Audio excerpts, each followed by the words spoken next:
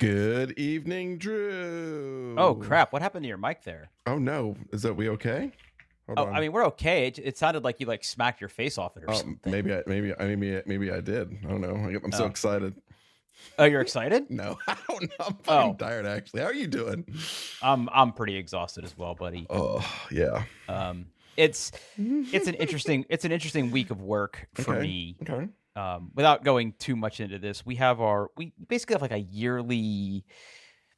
I don't want to call it training, Mm-hmm. but kind of like a hey, here's all the cool stuff that we worked on this year that we're getting ready to release and stuff that you have to get trained on and stuff like that. So it's like a really long week of just doing webinars. Okay. I mean, it is supposed to be a break from doing like your regular work, but the reality is that's not how it works. Yeah, Like I got it. I yeah, got you. work I work got you. just work just doesn't stop. So yeah, so I've been having to work on that in the morning and at night, and then do the other stuff during the day. Mm. So, what about you? What's going on with you? Why are you tired? I still feel like I'm getting over being sick. I'm still not 100%. I think that's just kind of just dragging like the energy out of me. And uh I've been in training all week. Oh, you too, huh? Getting my learn on. So my brain's also kind of just a little oatmeal-y right now. Is it like technical training, or you Yeah, become a yeah. better manager? No, just Oh, technical training. Yeah. ooh, I like that. Can you talk about it or no?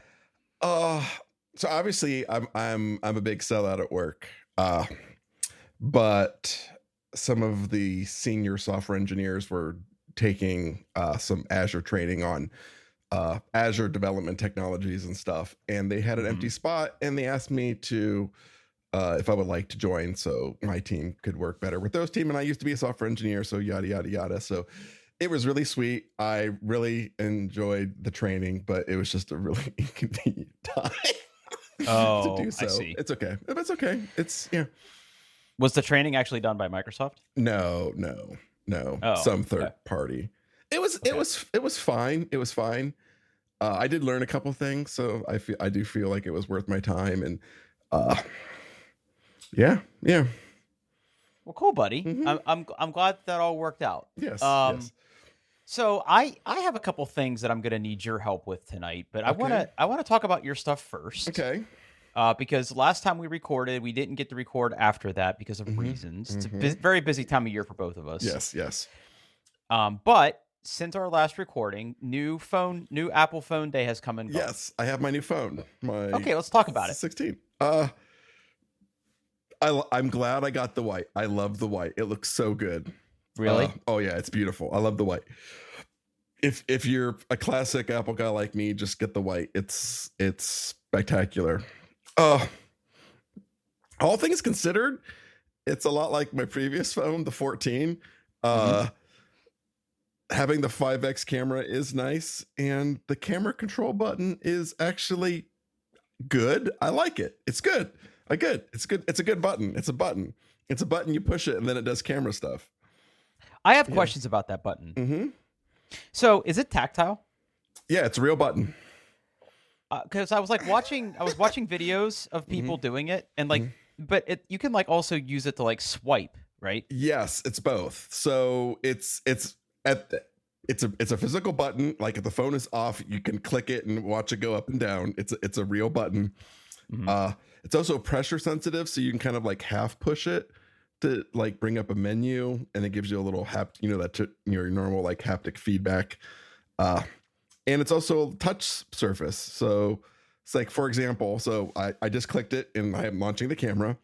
And let's say I want to zoom in, so I can push down a little bit and brings up a little menu with all my different cameras on there, and I can swipe between them, and it changes the camera that it's using.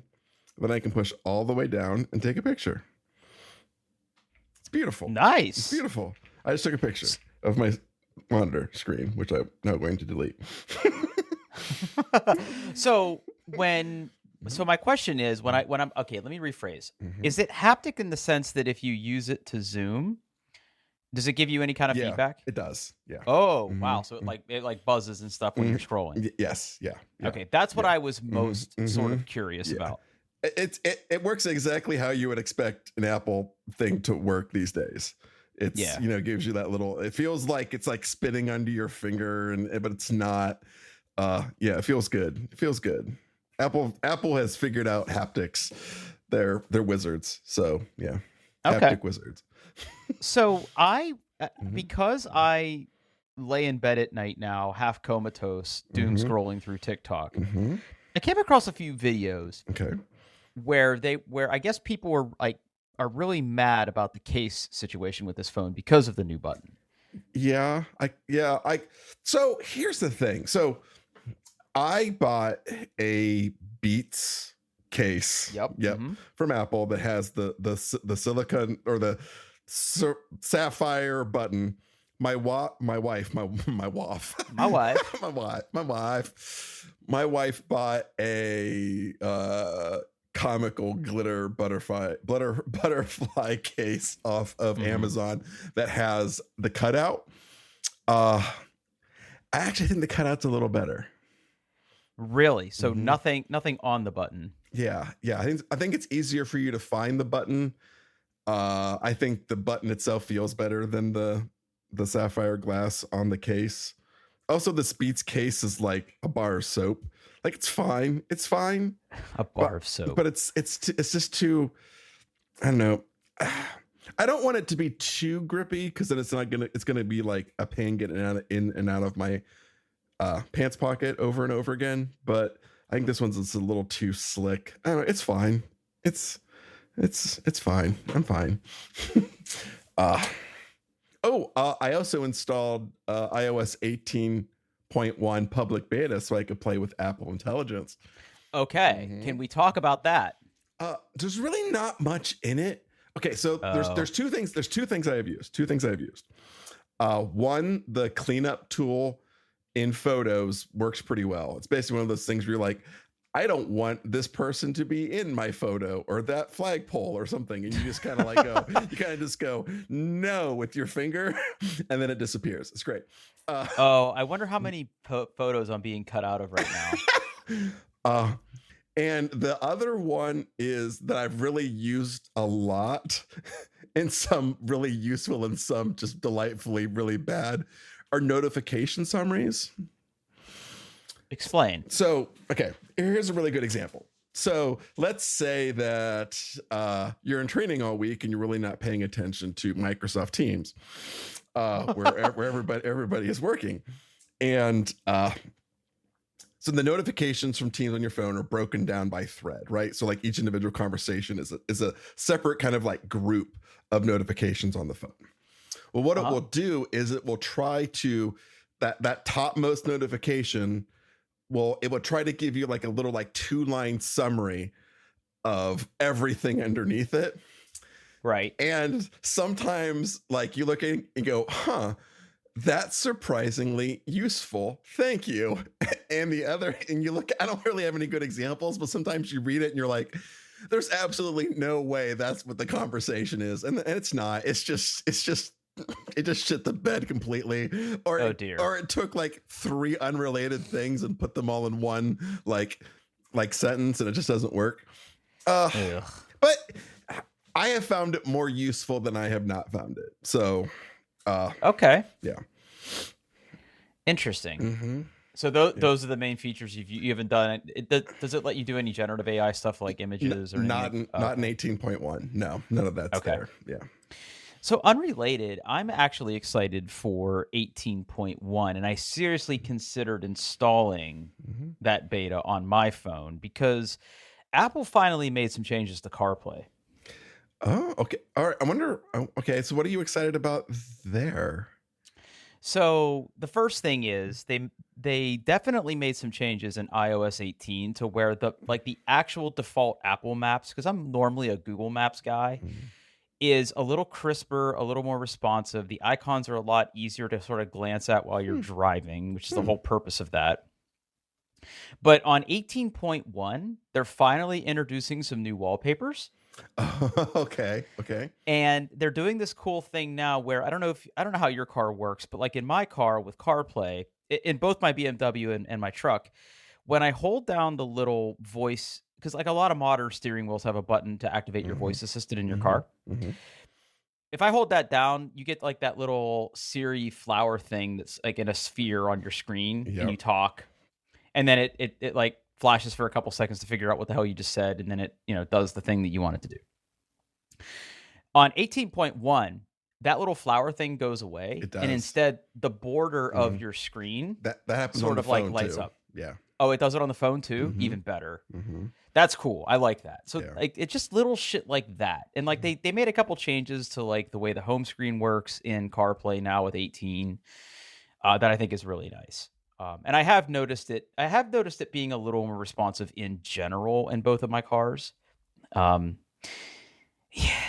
I don't know. Like my problem is, and this is very much a Drew problem, is I have two phones, Mm-hmm. which in itself is a problem. Okay. Yep. Right. I have one for work and I have one for not work, like one personal. And both of those phones are paired to both cars. Oh, okay.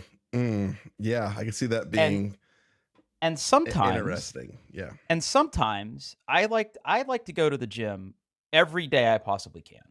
Mm-hmm. And I like where I work and where I have worked, because if I want to do that, my employer empowers me to do that. I sort of own my schedule. So unless there's something ultra critical going on that I can't dismiss myself at 4 for a little bit to go to the gym, I will do that. But sometimes that means sort of like listening in on a call while I go to the gym. So my workflow is I will go out to my car, I will get in my car, and I will start my car. Okay. Both cars sort of know what my default phone is. So my personal phone is in both the BMW and the truck sort of the quote unquote default device. So if I get in the car and I turn on the car and that device is within Bluetooth range, it will connect. If something was previously playing on it, it just starts blaring as CarPlay does. The problem arises when I want to switch phones. Now, this is where, ironically, my Toyota does a much better job than the BMW.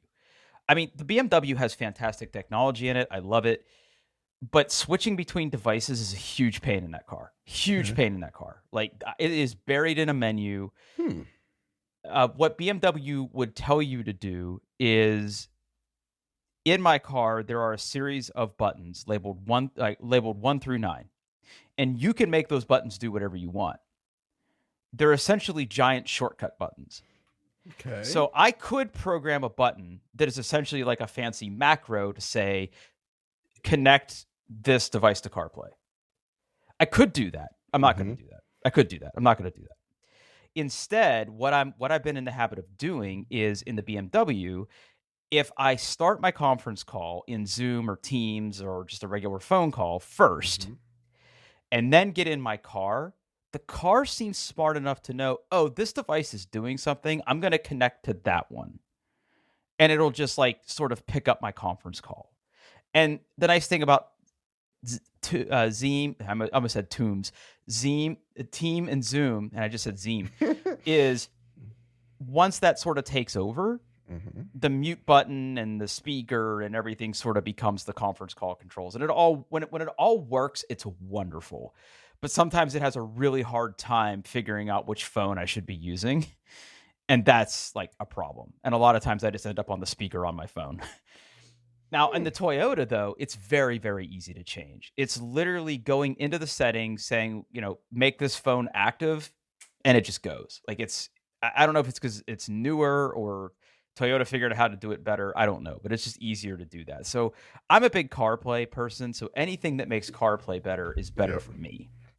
So yeah, I will say that, while we're sort of on the topic, I did install iOS 18. I did play around with that tinting of the icons. I did too. I turned it off after about a day. I didn't even last a day. I lasted about 30 seconds. I'm like, this is hideous. And then I turned it off. So, yeah. I like the concept, and I know that I think deep down it's a cool accessibility feature more than anything. Mm-hmm. And I'm not going to knock anybody's, I'm not going to yuck anybody's yum. But what I found was, even though I have incredible muscle memory on clicking the different little tiles on my phone, when they're all the same color, it definitely messes with my brain. Yeah, like I'm so used to like finding things by like the icon, like, this app has a purple icon and this app has a red icon, and I use that as kind of a shortcut for my visual search. And when they're all the same, it doesn't look good because they're just applying an algorithm to the colors instead of having a designer, like do it. Yeah, it's definitely not what the artist of the icon intended. Yeah, for sure. But what I did do, and what I have stuck with, is dark mode icons. Okay, I'm not a dark mode person, so I'm not either. I'm not one of those people that like has to have dark mode on everything. Mm-hmm. But with my current background on my phone, which is a darker background, I switched to the dark mode icons. Mm-hmm. Now, some icons are just black and white, and those aren't going to change, right? But like the Google Maps icon, or the Instagram icon, or the messages icon, or the calendar icon, those are all very prominent on my home screen. And flipping those over to the dark mode, I kind of dig it. I kind of dig it. I may switch back, because I'm with you. I'm not a dark mode guy. I was used to the regular icons for so long, but I did want to check this stuff out, and the dark mode has kind of stuck with me. And there are definitely some app makers who I guess haven't released dark mode icons yet. I'm looking at you, 1Password. So like occasionally there are, some icons that don't look good, but I would probably say I have roughly 98% coverage. Oh, don't move that topic. No. Shit, dog. Okay. We're talking about CarPlay. I'm like, oh shit, I need to put this in the show notes. So I moved. This is why we can't get off schedule. This kind of shit happens. I'm gonna shut up. Okay, go. No. Okay. No. Drew, I bought a car. Okay. All right. Well, I have a new lease for a car. That's buying a car. I'm gonna say that's buying. Yeah, a car. I got a car. And don't keep us in suspense. What'd you go with? Exactly what I told you I wasn't gonna do. Uh-oh. Which was what? You bought your car? No, I got another. I got a Hyundai Sonata Limited Hybrid. Interesting. Okay, so what? So we talked about a lot of different things. Okay, let me just pull this up real quick. Hyundai Sonata. I can't even remember what it looks like. Okay. Nope. Don't take me to Subaru.com. Nope. It's different. Yeah, it's a different car.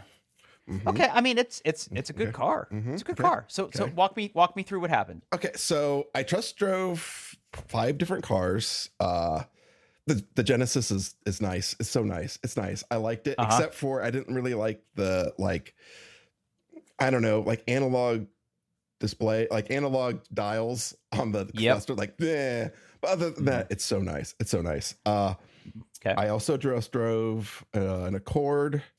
There was a Kia dealership, so I looked at one of the K6s, but those cars feel like they're cheap, like that you break them.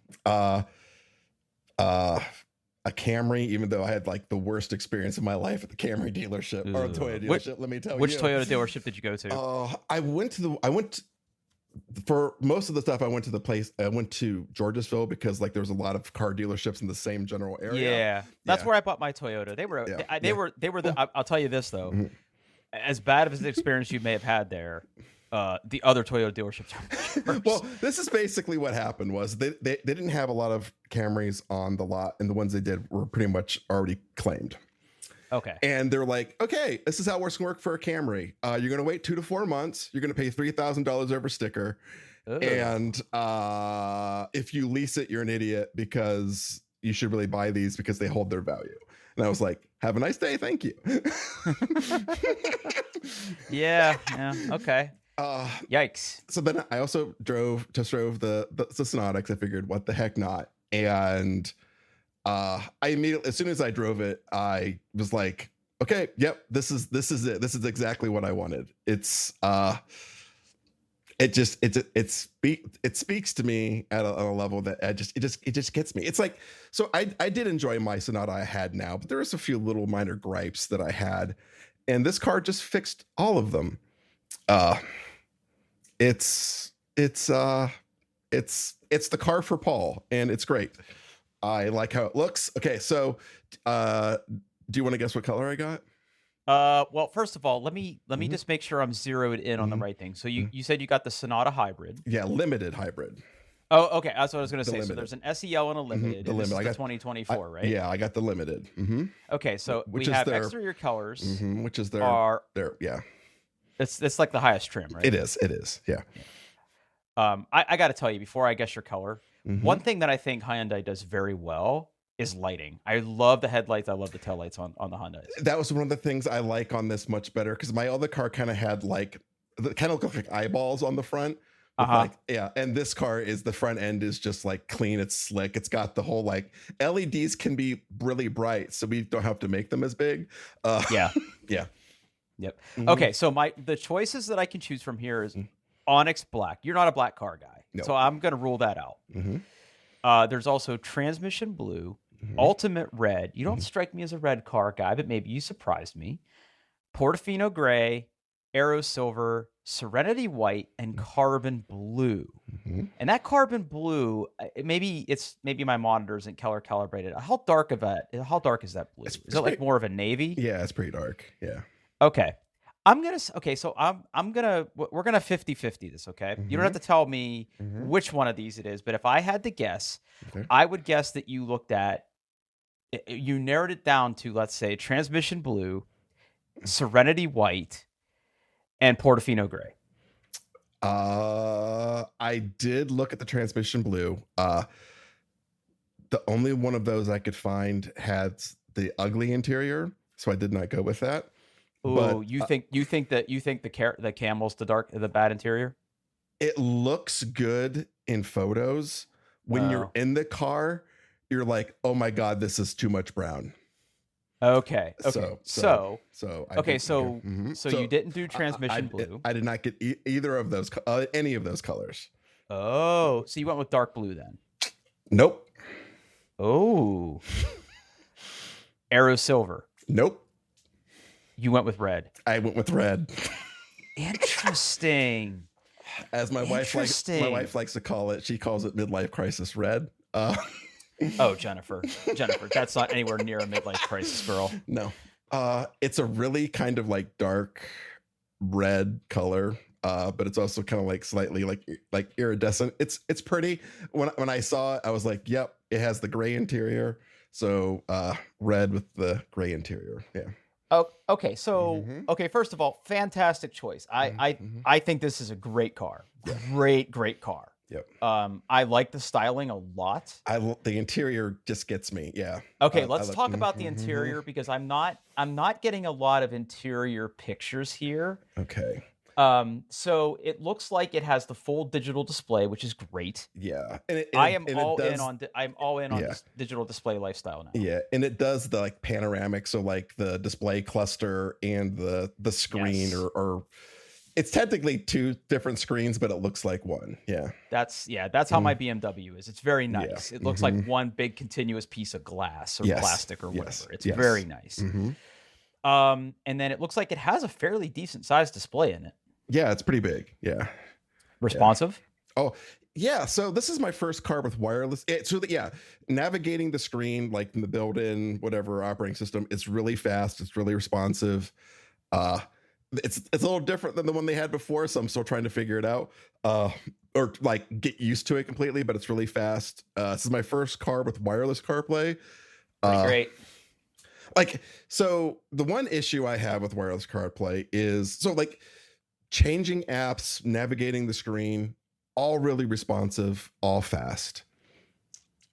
Doing anything with audio feels like there's just like a half second to second, not even a second, a half-second delay. So you hit play and you're like, it's not playing. Oh, there it goes. And I didn't have that with wired CarPlay. So I wonder if it's just buffering a little bit more in case because of the wireless connection. I'm sure I'll get used to it. I think at the end of the day, I think at the end of the day, there is a little bit of a lag, because like where I notice it the most is, let's say I am listening to a podcast, and I want to go back to something I already listened to in the podcast. My default podcast player in the car is just Apple Podcast. Okay.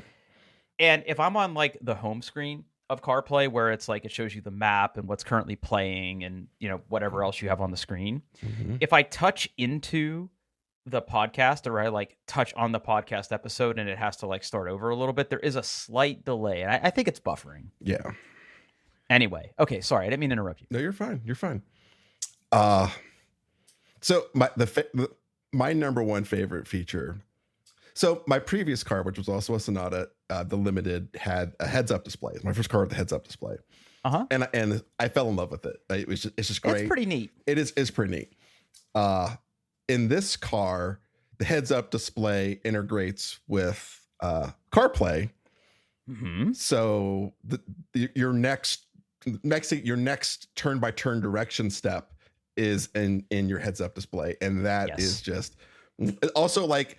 It displays like when like audio changes, it gives you a little briefly like what's playing, and it's just great to see like a full color podcast logo being displayed on the dashboard of my car. What a time to be alive! Yeah. Oh, what a country. Yeah, exactly. Yep. Okay. Yeah. USB-C. Yeah, this looks really good. Yeah. The hybrid works so well. I mean, it was funny because like I'm still in like the like new cars thing, so I usually have like in one of my instrument clusters in front, kind of like a status of like what's going on. Is the gasoline engine running? Is the electric engine running? You know, is it charging? Whatever. And I was just cruising up 71, headed downtown, using my electric motor the whole way there. It was great. Wow. Yeah. Maybe not the whole way, but a significant portion of the drive, my gasoline engine just never turned on. Interesting. Yeah. Getting like 50 some miles to the gallon. It's stupid. What else do you like? What else do I like? Because I have two things I want to ask you about, but I want to hear more about what you like first.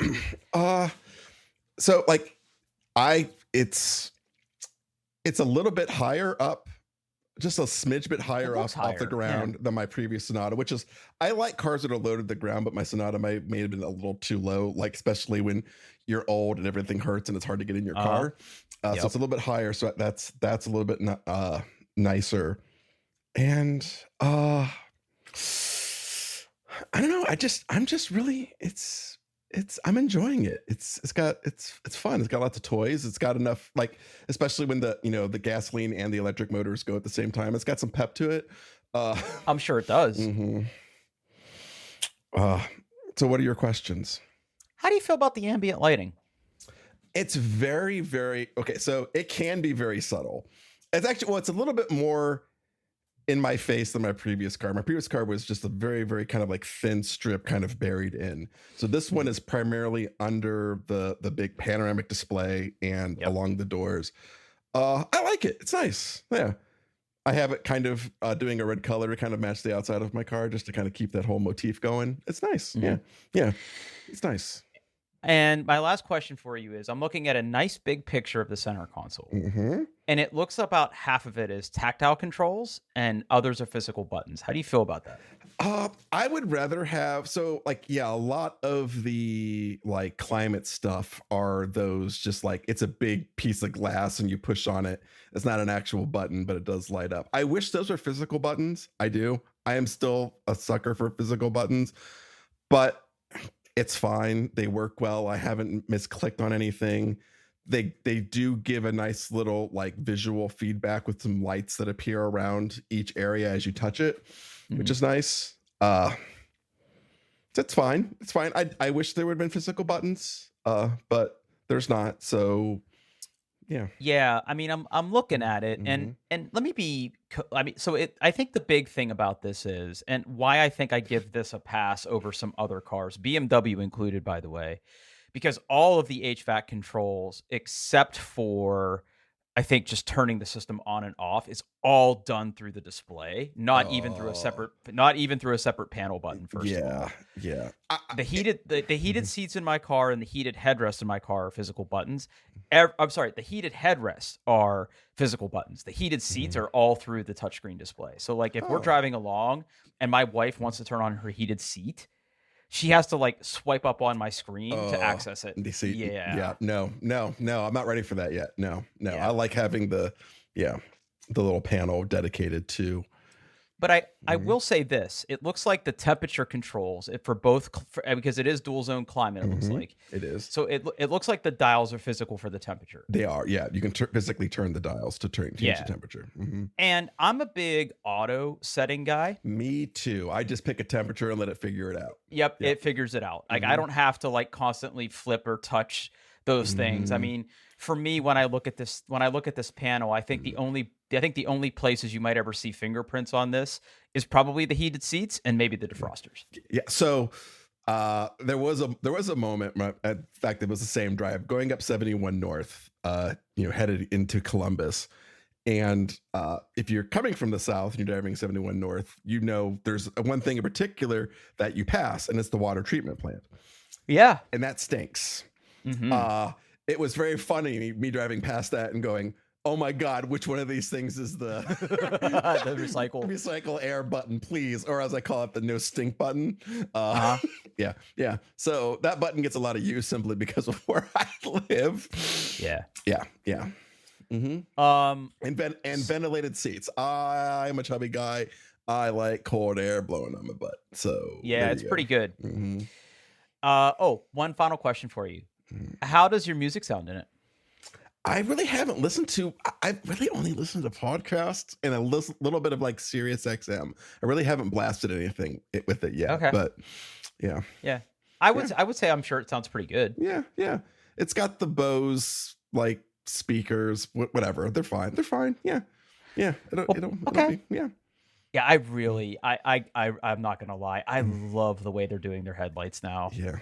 Dude, I really like the way those look. as soon as I saw it, like I love the exterior, the interior, like it gets me. And as soon as I saw it, I was like, this is probably gonna be the car I was gonna get. And like the 2025s are just now showing up on the lots, Mhm. even though they're not on the website. You can see lots with 2025s on it. So I got I did pretty good for myself, I Oh think. yeah. Yeah. Yeah. So yeah. That's great. Yeah, Hmm. I really like that. Yeah. Yeah, good for you. So how long have you had it now? Uh when did I bought it? Oh, Sunday. I bought it Sunday. Okay. Yes, yeah. Wow. So I've only for a few days. Yeah, yeah. Awesome. Hmm. Awesome. Good for you, buddy. I think you made a great choice. I think Yeah, that's a thank great you. car. Yeah, I'm Yep. really happy with it. Yeah. Well, thank you. Yep. All right. Let's talk about my problems. Yeah, I want to hear about. I'm curious about this because All I right. got So mine I got mine you a did. while ago. Yeah, yeah.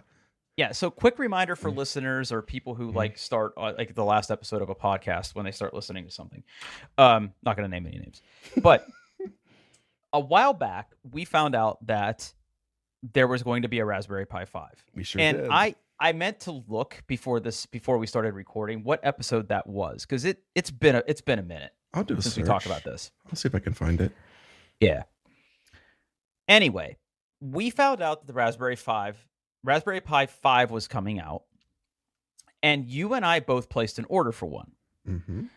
Shortly after we recorded that episode, I think just on a whim, I had asked you if you had gotten yours, and you did, and I hadn't.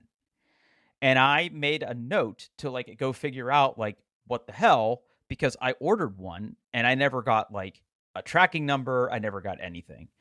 And of course, what did I do? Completely forgot about it. Exactly.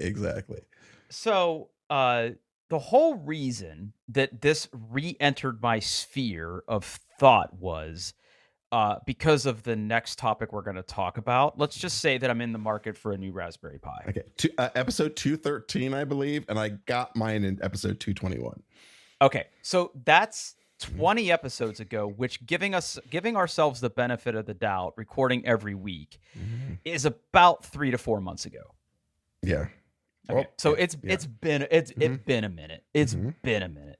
So I had to like go through my emails and find my confirmation, and like I emailed the company and I got I'm pretty sure a bot answered my email. I eventually somehow broke out of that jail. They refunded me my money. Apparently something happened with my order where it got lost, like a computer ate it. I don't know. Like something happened to my order.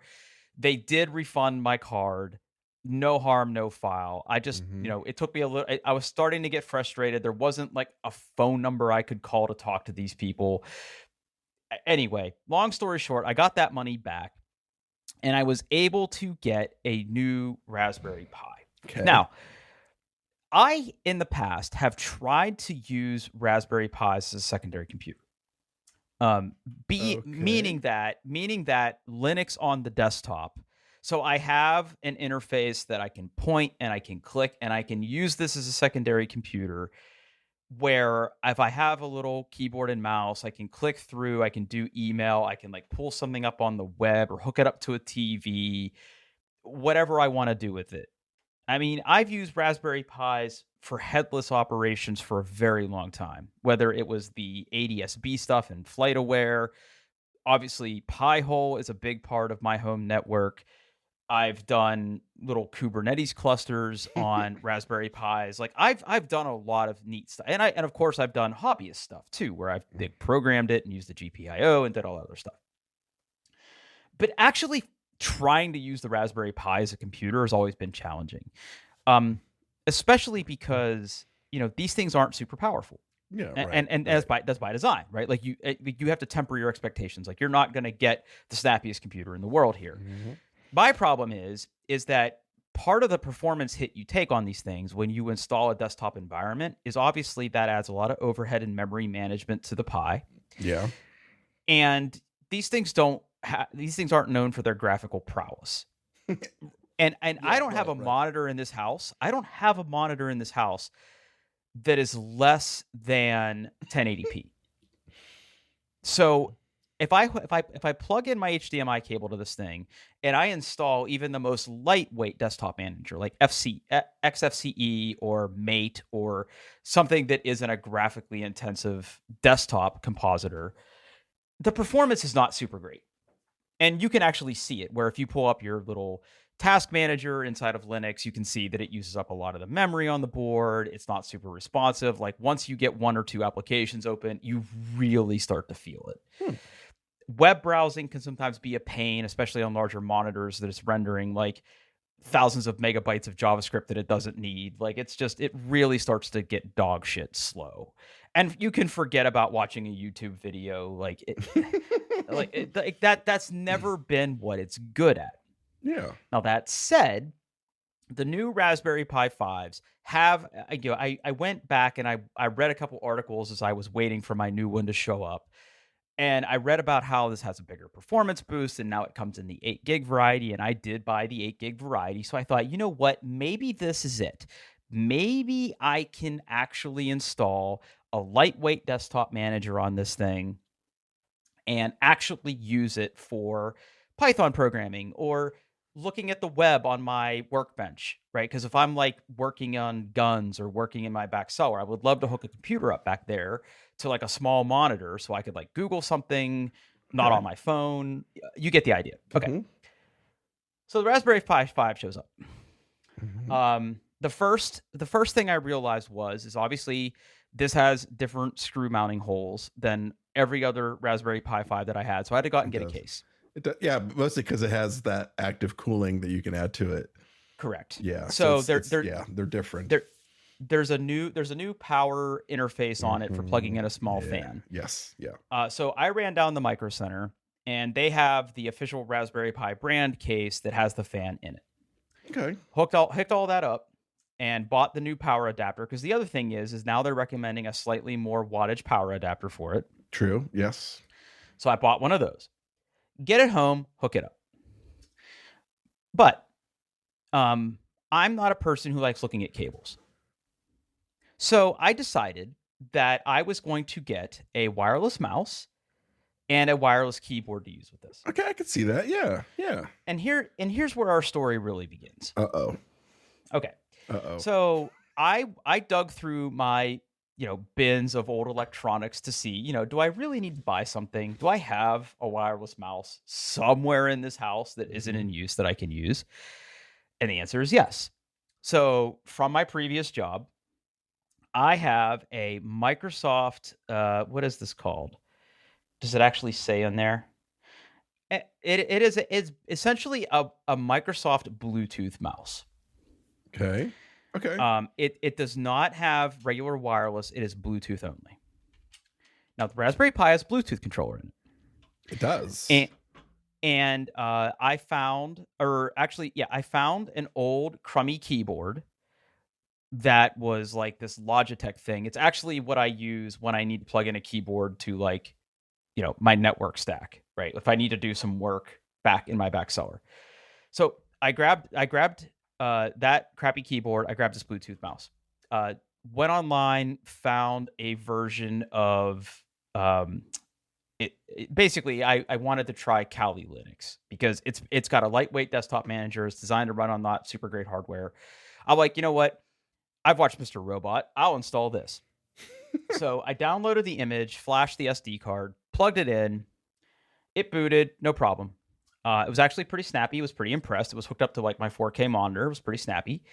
But then I couldn't get the Bluetooth to work. I'm like, okay, well, this kind of sucks. So did some Googling and figured out that apparently there's a bug in some of the more recent kernel drivers for some of these ARM images where like Bluetooth doesn't turn on all the time.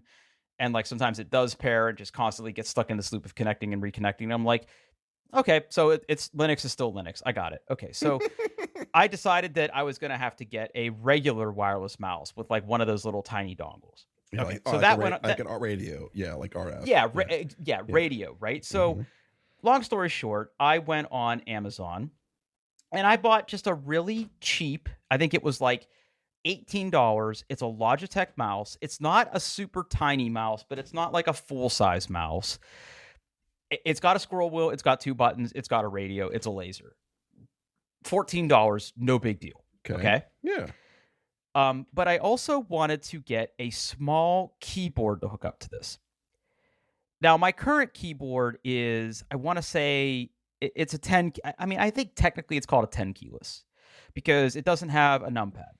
Yeah, that's the kind of keyboard I like as well. Yeah. Yeah, so it's got the escape key. It's got the escape key. It's got all the function keys, home, insert, delete, page up, page down, arrow keys, and full keyboard, right? Okay. I wanted something smaller and wireless because when I'm not using this, I want it out of the way. I really liked when you talked about your most recent setup, about how you put the thing under your desk, and like when your stuff's not in use, that's where you put the extra. You put your keyboard and your stuff down there, right? Yeah. Really like that setup. Okay, so I was like, I'm gonna be like Paul. I'm gonna be like Paul, and I'm gonna do something similar. So while I was at Micro Center, I was browsing around. And what I found is they had this. I'll put a link in the show notes here. They had this. Okay. So go ahead and pull that up real quick. Okay. All right. Inland K67 wireless low profile RGB mechanical keyboard. Okay, so it's like this is like the 70% or whatever. I think technically it's a 67% or 68%. I don't know exactly what they call it. And by the way, no function keys. Right, no function keys. Right? But here's the thing about this very small, like really, really low percentage keyboards. The magic of these keyboards is there's a function key. And if you're looking at the picture of this keyboard, it's in the lower right part of the keyboard. It's the FN key. FN keys. Yeah, and that stands for this fucking sucks. So Okay. So Okay. the idea here is that if you need a function key, Mhm. like F4, for example, you can hold down the Fn key and you can hit the number 4, and that's F4. Okay. Mhm. Now, Paul, I'm gonna quiz you. Okay. Okay. Okay. I'm gonna quiz you. Now, go back to my use case here. Mhm. What am I hooking this up to? A Linux computer. Uh-huh. Okay. What key doesn't this have? What key doesn't this have? Okay, so you've got a control, an alt, and a shift. Caps lock, shift. Well, there's no home. There's no home. There's no end. Okay. There's a Windows key. There's no command key, obviously, because it's not a Mac keyboard. Beg to differ. There is a switch on the back that you can turn it into Mac mode, and the Win key becomes the Option key. Yep. Okay. But, yeah. Okay. Yep. Yeah. But you don't need an Option key because Okay. I get that. I'm obviously missing something. There's an escape. There's an escape key. Okay. So we got that. Okay. The hint is, what am I hooking this up to? There's no tilde. There's no fucking tilde key. There's no tilde key. That's how you go home. That's how you go home on Linux. CD tilde. Yeah. So for people who are not Linux nerds or even Apple nerds, why is there no tilde? I mean, I get why there's no tilde key. That's where the escape key is. Well, hold on. This dude, just brace yourself. So here's the thing. Is it F and escape? So here's the thing. If you've ever come from like a real terminal, I'm not talking about Windows here. If you've ever come from a real terminal, Linux, Unix, Bash, Shell environment, the tilde key, which if you're looking at your keyboard right now because you don't know what the fuck we're talking about, it's usually the key right next to the number 1. Yeah, at the left. And it's like the little vertical squiggle. Yeah. Or little horizontal squiggle. Mm-hmm. Okay. When you're working with computers at the command line, that is a shortcut. So if you ever need to reference a file or go back to your user directory, where usually that's like one of the only places on the system where you are unimpeded. You can create files and directories, and there's local configuration you can set just for you. It's a really critical part of being able to interact with the machine with that type of operating system. And by the way, people who are Mac users that are listening, this also applies to you, whether you realize it or not. Like, there is a full Linux subsystem in there that's really, really good. And it's a very, very important key. Okay, so Paul, you think to yourself, okay, well, wait a minute. There has to be a way to get at these keys. After all, I just told you there's a way to do a function key, right? So there has to be a way to get a tilde on this thing. Okay. So is there a way to get a tilde on this thing? Okay. So normally, yes. When you're working with a 67% keyboard, just like you use the function F1 key, like function 1 key to get as an F1, usually it's function escape to get a backtick and function shift escape to get a tilde. Okay. That doesn't happen with this keyboard. Oh no. Now, Paul, you're a keyboard aficionado. I use one every day. What can you do to most modern keyboards? Well, most modern keyboards these days have some sort of software layer where you can customize what each key does. You can add layers. So you can say, like, when I hit like F and H, it runs this particular macro. Yeah, you can really customize everything, really get down into it. Yeah. Yeah. So what we're talking about here is that the little system boards inside modern keyboards are programmable. Yep. So even if it doesn't do something that you want, or you want to change the way these function key works on your keyboard, there are tools for that. One of the most popular is QMK, which stands for Quantum Mechanical Keyboard. It's an open source tool that you can use to basically reprogram the way your keyboard works. The other popular, I don't know if it's more popular, is there's also this thing called VIA. Yeah. And I think I technically have used both. It basically does the same thing. you can, download custom setups, you can program it yourself. It gives you like this little interface where ideally what you would do is you would basically pull up the layout of your keyboard. You would basically say, hey, I want the F key and escape to put a tilde on the screen, right? You could like program that, and then over USB, it reprograms your keyboard. That's the way it should work. You can't reprogram this one. Of course. Okay. Of course. Yeah, this is some cheap inland thing. Now, to be fair, there are other inland keyboards that you can program. Apparently, this one just isn't supported for whatever reason. So I spent 4 days fucking with this thing where I'm like, you know what? I'm taking this back. This sucks. And the real bitch of it is, it's actually pretty nice to type on. It has these low profile brown switches. It was really, really skinny. It would have been really easy to put out of the way when I'm not using it on my desk. Like it would have been a really, really nice keyboard, almost totally built for purpose, if not for that one very small but very critical requirement. So back to Amazon I went. Why didn't you just go to like Keychron? Well, because so I mean, shipping times. That's a great question, right? Because if you're looking at that link on Micro Center, this was an $80 keyboard. Yeah. The goal wasn't to spend a lot of money on this, right? Because this is like a secondary computer. It's a hobbyist computer. Yeah. I don't need the nicest thing in the world. You could have got like a K7 Ultra Slim and been happy. Well, how much is that? The K7s are like $84. Okay. So again, wasn't looking to spend a ton of money. After I returned this, I resolved myself to think, you know what? Maybe I should just get a cheap ass Logitech membrane keyboard. Okay. That is. I can't. I couldn't do it. Some people really like membrane keyboards. I know. More power to them. I know. I went back to the aisle in Micro Center that has all the keyboards. I started slamming my fingers on them like a bad boy, really showing off for everybody. Everybody was wet. Everybody loves the way I type. I couldn't do it. I could not bring myself to buy one of those things. It would have been like $16, but I was like, I can't do it. I need clicky keys. I need tacticity when I'm typing. Okay. So back to Amazon I went, and I found this. Okay.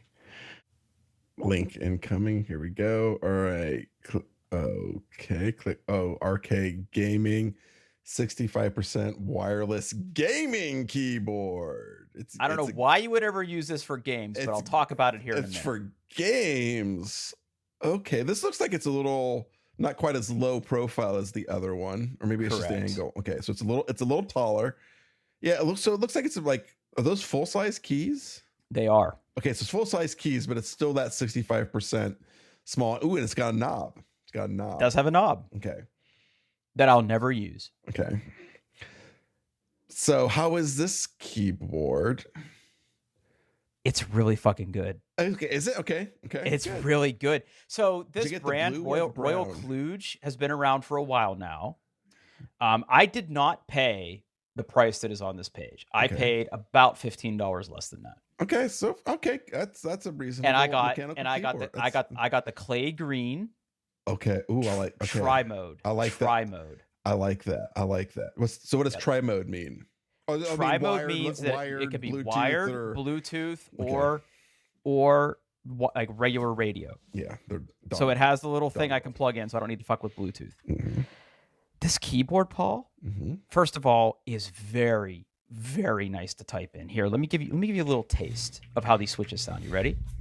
Okay, here we go. I'm gonna hold it up to the microphone. Ready? Okay, hold on. I gotta get Notepad open. Okay, here we go. Everybody, just listen. Okay, nice. Yeah, is that coming through? Yeah. Not ultra clicky, not like a blue, not like a brown. They call it a cream switch, right? Very, very, very pleasurable to type on. Very, very pleasurable to type on. Have I sent you a picture of the keycaps on my keyboard right now? No, I don't think you have. Okay, hold on. There's a picture coming. Okay, hold on. Okay. Please ignore the fact that there's probably like filth all over my keyboard, and it's dark. That's okay. Should I turn the lights on? I'll turn the keyboard. You can do that from your phone. So yeah, hold on. I'm gonna hold on. All right. It is it may be the nerdiest thing you're gonna see all week. Hold on, I'm not gonna bother. I don't know about that. Okay, ignore us. I got a cable situation going on right now, so hold on. Just yeah. This is just for Drew. Okay. Okay. I won't show anybody. Here we go. Here it comes. I want you to see if you can figure out like where all that stuff came from. Ooh, okay. Hold on a second here.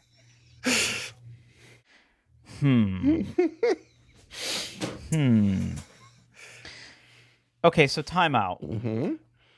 First of all, let me ask you a question before I talk to you about what you showed me. Mm-hmm. How many of these keys are original to the keyboard? None. So this is a specific keycap set. Multiple, actually. I was gonna say a lot of these don't look like they match. Yeah. Well, they're all from the same. They're all. There is a theme. All of these come from the same theme. I just wanted particular colors for different things. Okay. No, Okay, I get okay, that. I okay. get that. I did the same thing with my keyboard. Like Mhm, when I custom built my keyboard, remember that fiasco? Mm-hmm. I went with a custom keycap set. I totally get it. I have like gray for the ancillary keys, yellow for enter and escape, and cream for the. I totally get that. So the font and the icons come from some of the original classic Mac keyboards. I was gonna say that looks very familiar. You know, like what my wet dream is. I would love to go find an Apple. I don't know what they were called. The Apple Extended 2? Yeah. Like the shit that shipped with like the shitty Quadras. Like the keyboard was the best thing about those. Yeah. Oh, I would love to have one of those keyboards. Yeah, you're right. That is the keycap. Mm-hmm. Your very colorful keys remind me of like the custom keyboards people who like work in Photoshop all day use. Yeah. Where did you get those? Where did I buy these from? That is a good question. Yeah, so in the picture we're looking at, you can make it show art. I mean, you're the boss, but like your enter key is like a light green, your shift keys are yellow, your option key is blue, your command key is purple, your option key is orange, your control key is red. It's a theme. It's a theme, and all of your function keys are white. I'm digging it. I love the aesthetic. Yeah. I think care and attention were paid. Masterop. Oh, okay. Mm-hmm. Oh man, I haven't been on that website in forever. Yeah, it was. So the theme was the MT3 Extended 2048. Wow. Yeah. Wow. By Blip. Blip. Are they still for sale? I wonder. Yeah, you can still. Yeah, I'll put a link in there. You can still get. And then I bought some of the accessories to get some of the function keys in different colors and stuff. And yeah, or they have like, I don't know if you bought keycaps for a while, but like a lot of them, because they know everyone has different sizes of keyboards and different desires, they sell smaller kits. So it'll be like a base kit and an accessory, and they end up costing more, but you have less keys that are wasteful. Yeah. That's how they get you. I spend way too much money on all these fucking keys, but yeah. It's a lifestyle. So I want you to go to the link I just put in there. Okay. All right. Oh, there's some non-English characters in here. Let's see. Shopify. So here's that's the manual. So this is the manual. Whoever wrote this doesn't know how to spell secondary. That's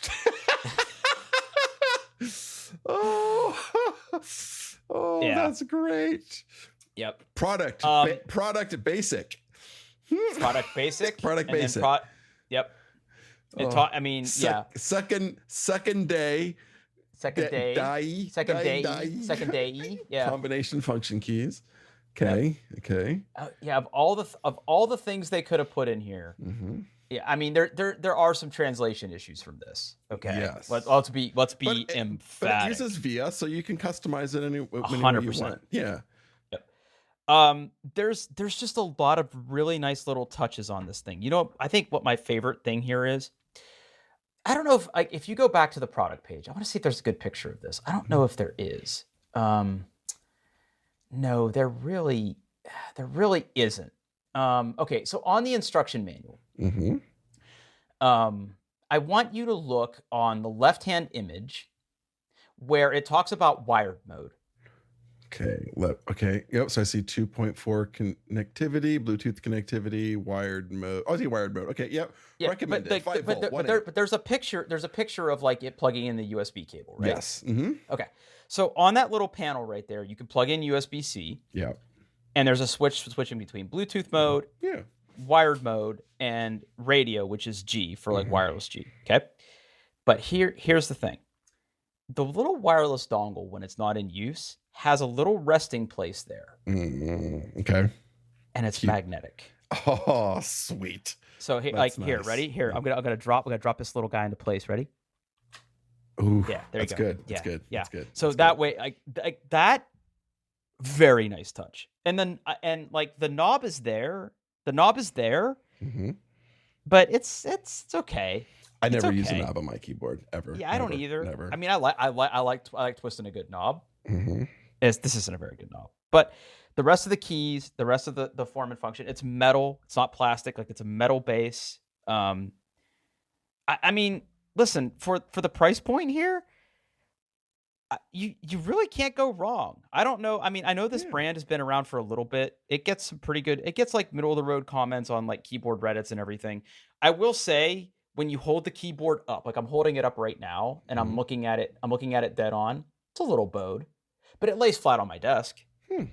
Like all four feet hit my desk. You know, the RGB on it is whatever. There's really no way to program it through software, so you only get the modes from the keyboard. I would love it if I could just make it white. I don't think I can do that. Oh, So, yeah. I mean, I like a solid color, usually white. Sometimes. yeah, not, I don't but like yeah. I don't like the flashing stuff, right? But I have yeah. it set on like a green right now, which kind of matches the motif of it being green. It kind of works. I wish it could just be white, but I haven't figured out how to do that yet. Yeah. So yeah. Random comment about Keychron keyboards. So obviously a lot of their keyboards have been shipping with VIA software as well. But as you know, like VIA, like it's open source, so like new keyboards, they have to wait for pull requests to be pulled in and for them to be automatically detected.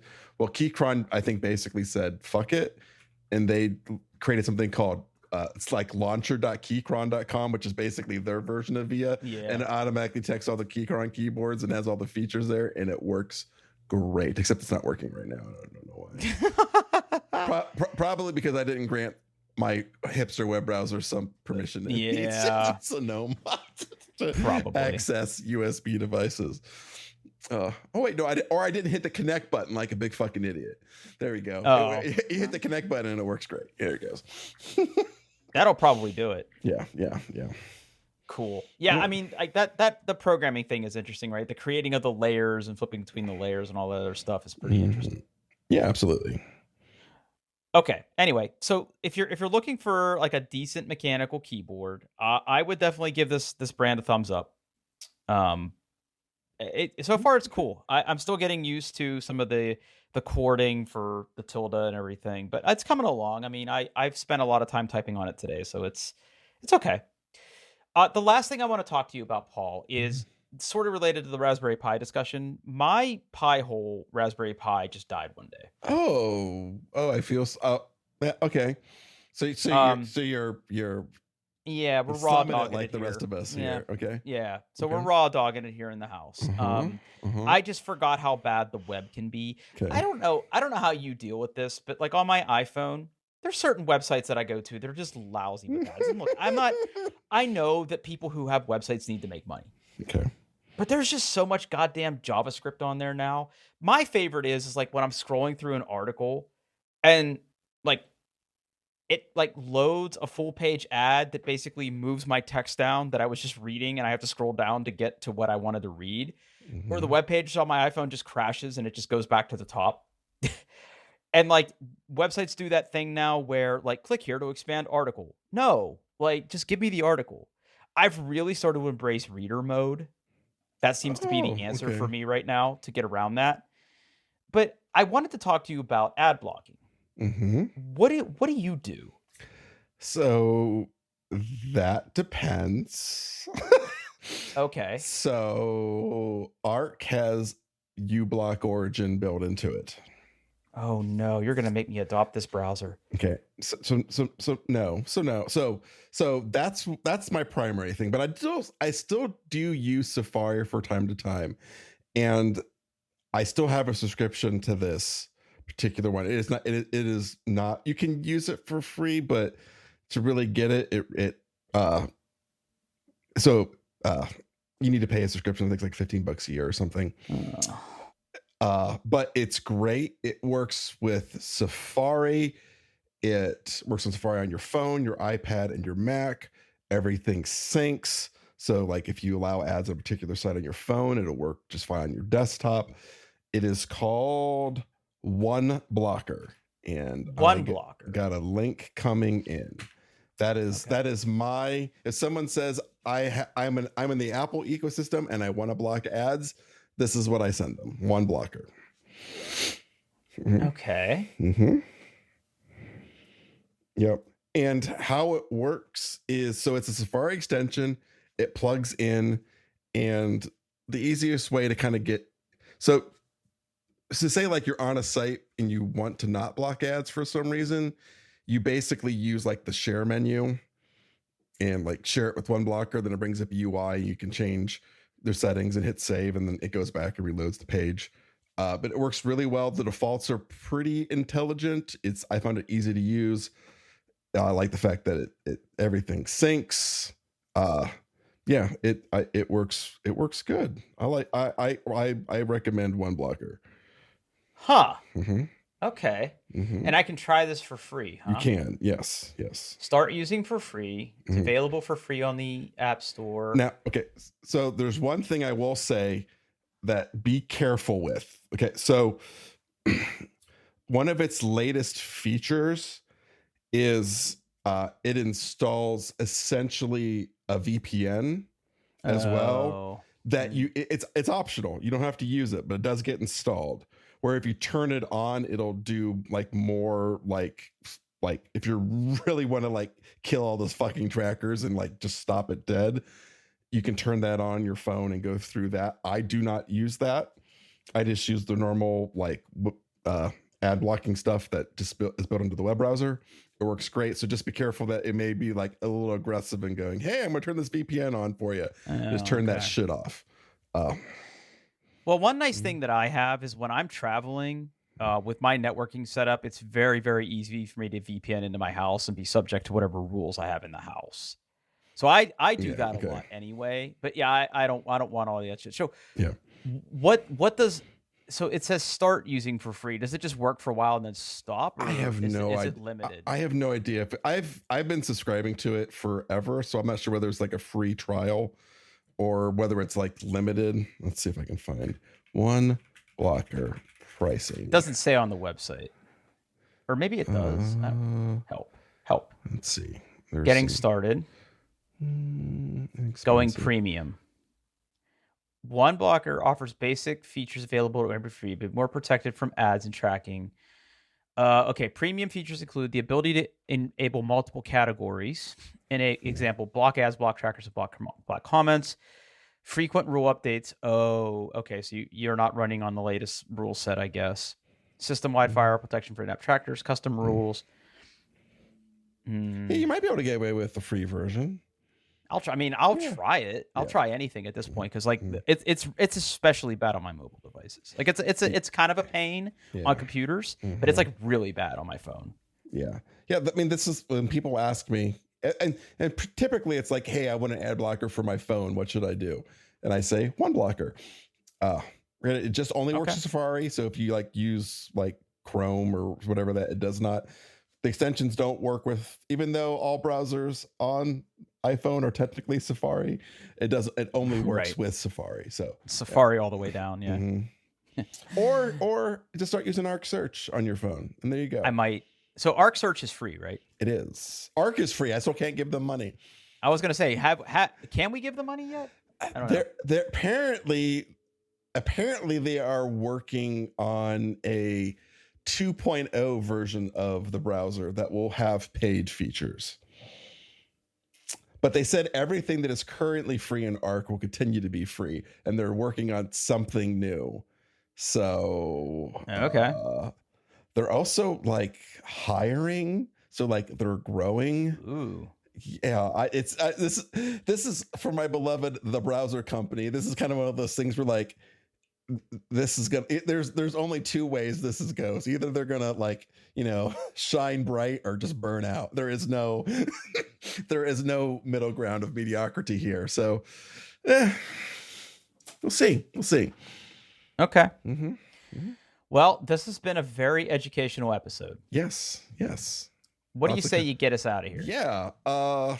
Hey, speaking of the internet and our website, you can go to doingtheirbest.com and find all the show notes, all the links.